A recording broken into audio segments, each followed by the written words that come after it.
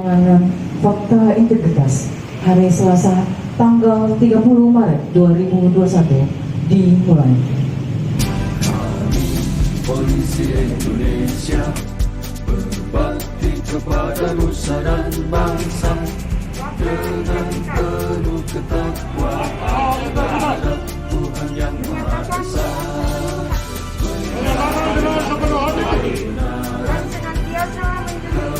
Keadilan dan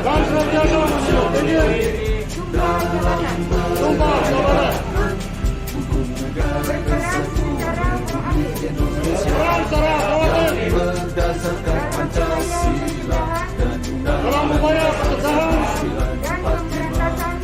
dan pemberantasan korupsi dan nepotisme, mengayomi